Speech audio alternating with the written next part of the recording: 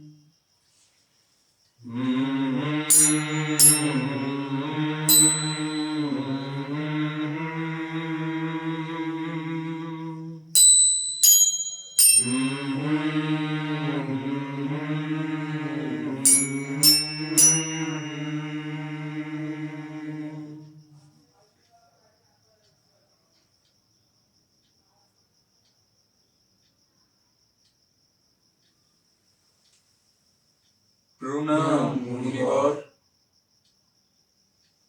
শুভ হোক।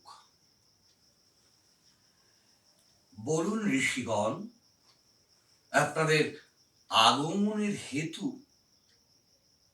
হে মুনিবর, যেহেতু আপনি নাট্যশাস্ত্রের রচনা করছেন, আমাদের হৃদয়ে অনেক প্রশ্ন উঠছে। আমরা সেই প্রশ্নের উত্তর পেতে আপনার কাছে এসেছি।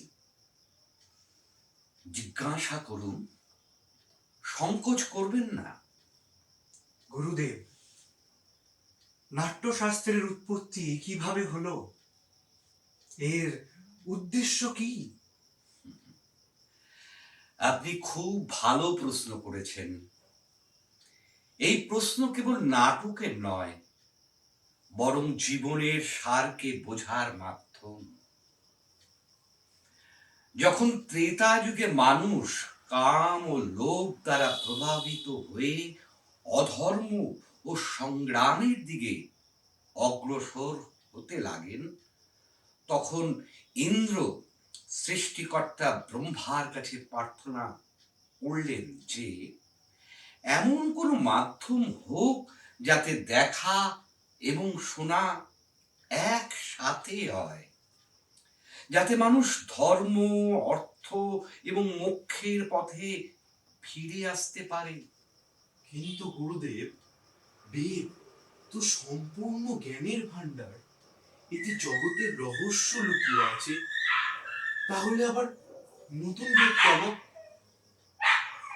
এই জন্য যে তা সমস্ত মানুষের জন্য সহজলভ্য হয়।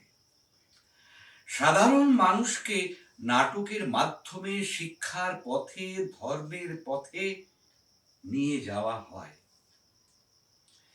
এই মহৎ উদ্দেশ্য নিয়ে সৃষ্টিকর্তা ব্রহ্মা 4 বেদের তত্ত্বগুলি মিলিয়ে নাট্য বেদের রচনা করেছেন। 4 বেদের তত্ত্ব? তা কি গুরুদেব?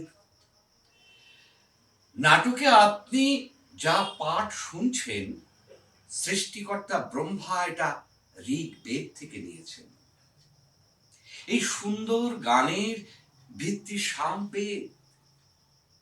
যজুর্বেদ থেকে অভিনয়, অথর্ববেদ থেকে রস নেওয়া হয়। 4 বেদের অঙ্গগুলো নিয়ে নাট্যশাস্ত্রের উৎপত্তি হয়। গুরুদেব, তবে কি নাটক কেবল দেবতাদের জন্য তৈরি করা হয়েছে?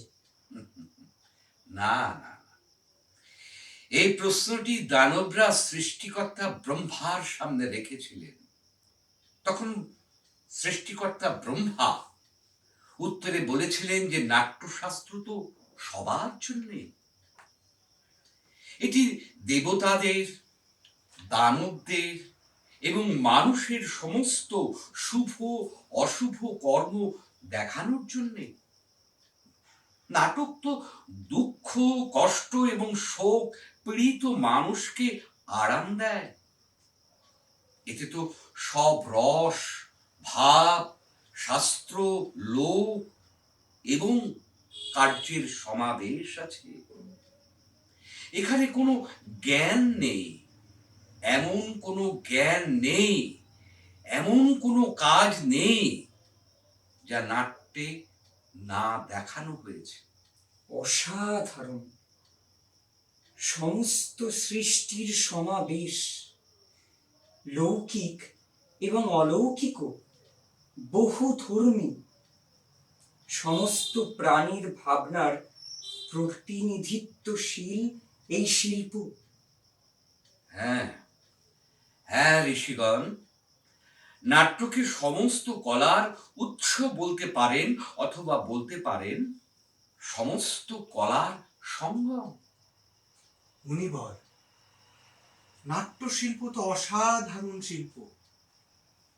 এটি ততটাই গুরুত্বপূর্ণ যতটা জীবিত থাকার জন্য শ্বাস।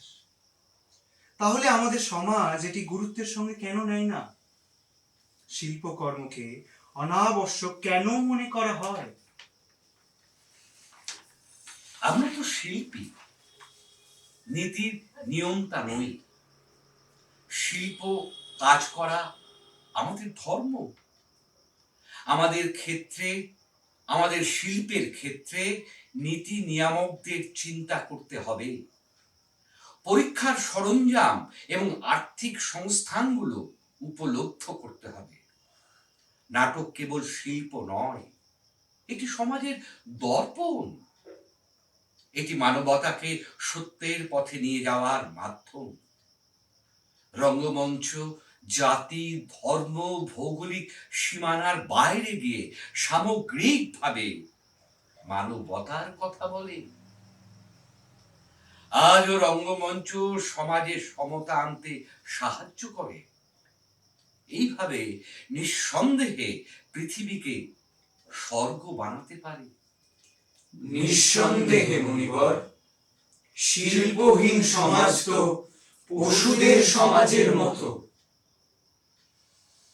এই আশা এবং প্রত্যাশার সাথে সমাজ শিল্প এবং শিল্পীদের সেই স্থান দেবে যারা তার অধিকারী। তাই তো আমি এই নাট্যশাস্ত্রকে পঞ্চম বেদ বলি। পঞ্চম বেদ, সমস্ত বেদের জ্ঞান। ঋষিগণ, আমরা আমার রঙ্গকর্মীরা আপনাদের স্বাগত জানাবার জন্য প্রস্তুত। চলুন নাটক উপভোগ করি।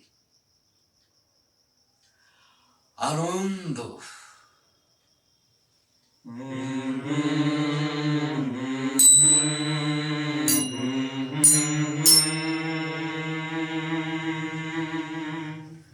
সবার মনস্কামনা পূর্ণ হোক।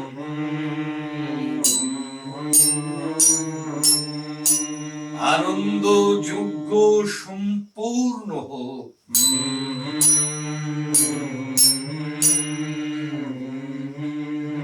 ধরিত্রী ফুলে ফলে ভরে উঠুক।